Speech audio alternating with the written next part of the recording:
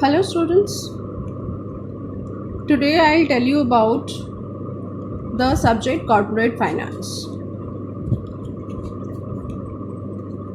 Now, corporate finance, the subject deals with the financial part of any business or any corporates. Let's take an example. Say suppose if you want to start a business, obviously you will need some funds. Why you will need some funds? Because you need to pay you need to purchase raw materials, you need to go for installment of machines and employees, hire employees, you need to pay them salary and wages. You need to go for selling, advertisement, promotion, promoting your business. So you will need some wholesome investment.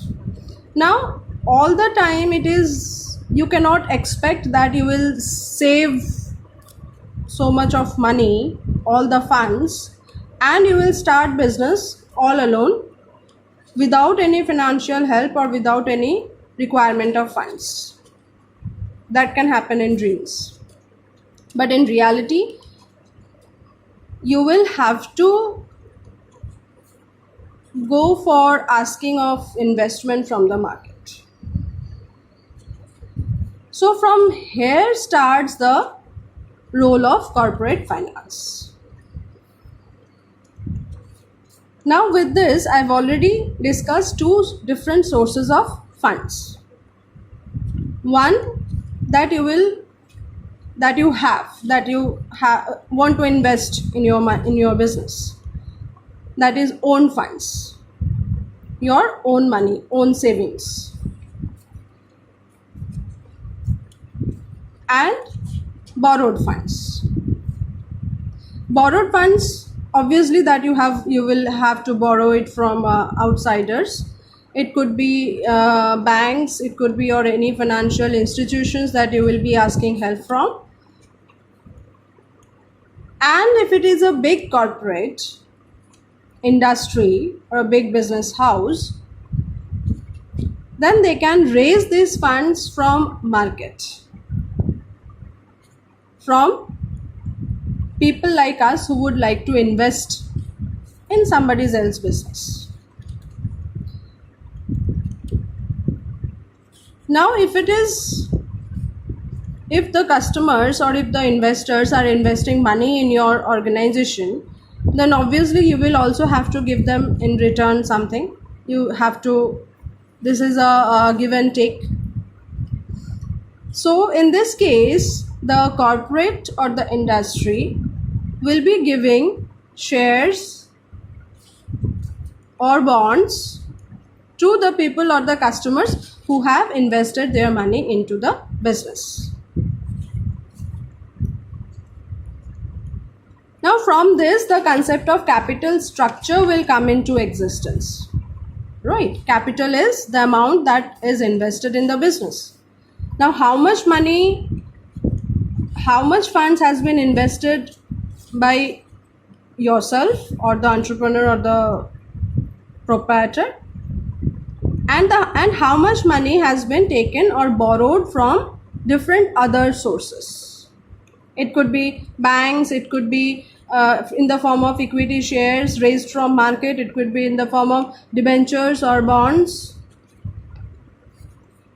Right? So this complete structure will form the capital structure of the corporate or of the organization. Now this whole capital structure will again depend on the objectives of the organization.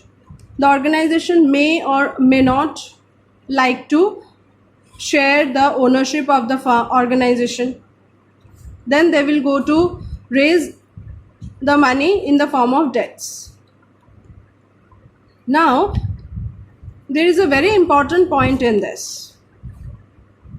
If a new organization go in the market and ask for funds in the form of debt, they want to raise the money in the form of debt capital. In this process, the customer will be in a dilemma that it is a new organization. They are not sure that organization is going to work well or not. So it will be difficult to raise funds through debentures by a newly formed organization, because the organization has to prove its financial credibility to raise money or raise funds with the help of debentures. So ideal option is raising it from the equity shares. Now in the equity shares, the organization has to dilute the ownership, because the number of shareholders means the number of owners. So altogether it depends on the objectives or the desire of the industry or the corporates, that how they want to design the capital structure. So altogether, the objectives of corporate finance could be categorized into three classes. First one is financing decision, from where you want to finance the business. What will be the different sources? It could be the debentures, it could be bank loan or financial institutions help. It could be with the help of equity, that is in initial public offerings or IPOs. That is the financing objective. Now comes the investing objective. Now once you have taken the money to start your business from the various investors or the various sources, now you need to make that fund work. You need to choose the suitable investment options that are available in the market, where you will be able to earn a good rate of income. Now say suppose you have raised the funds through a bank loan. It's an easier example. Bank loan where you have to pay back at the rate of interest, say suppose 12%. Now that fund has to earn you at least more than 12%. It has to earn you at least 13% if you want to be in a profitable state, or at least 12% to avoid any loss. Now this 12% rate of interest that the corporate has to pay back is known as the hurdle rate. You must have seen the hurdles in the sports hurdle race, where they have to jump and cross that. So this is also a hurdle rate. This is also a hurdle that the organization has to overcome if they want to be in a profitable position. At least you will have to earn that much rate of interest, rate of return, that you will have to pay to your shareholders or debenture holders or to your borrowers. So that is the investment options, where you need to build up a profile of investments and you need to make the capital work. Now once your business has started operating, you have started investing and your investment is fruitful, they are giving you good returns. Now it is a payback time. So comes the dividend options, dividend decisions of the organization. Because the investors who has invested in your business, they have invested with certain goals or certain desires.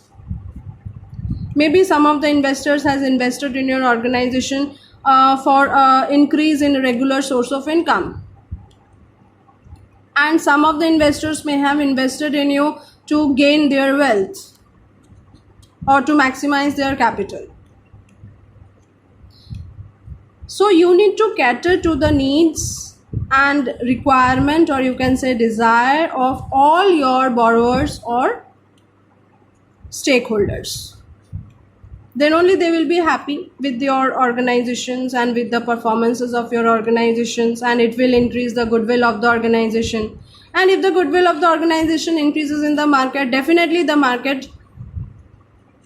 the share prices of your organization is going to increase or is going to rise.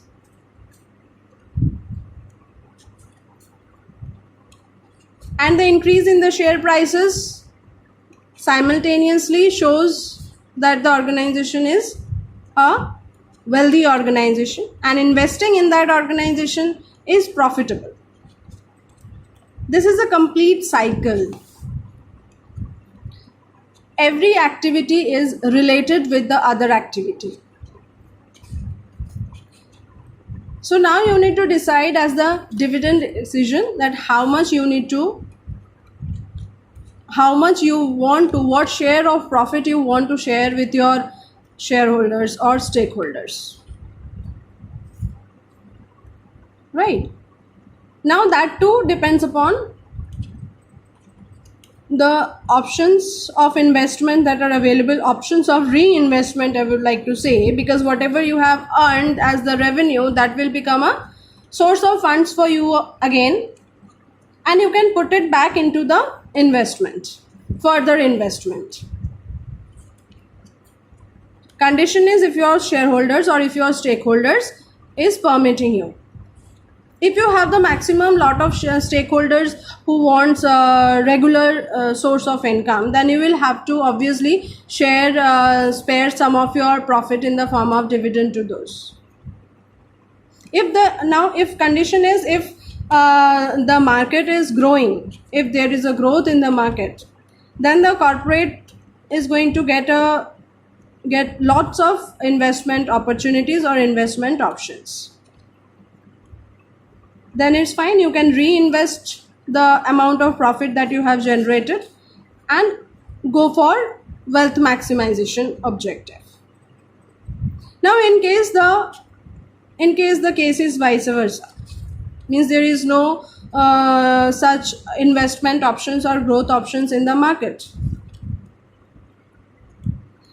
then you can go for distribution of the profit in the form of dividend to your stakeholders.